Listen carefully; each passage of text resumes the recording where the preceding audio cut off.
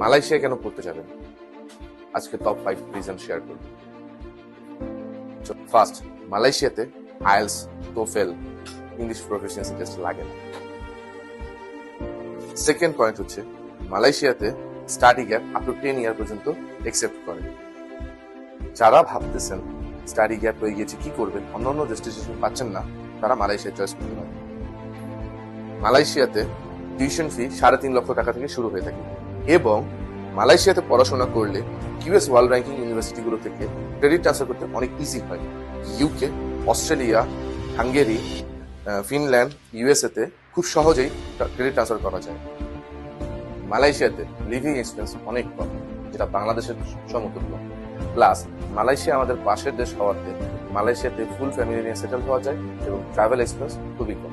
আপনার অবসর সময়, ছুটির সময় বাংলাদেশে যেতে আসতে খুব ইজি হবে। মালয়েশিয়াতে জব করতে পারবেন ইলিগাল।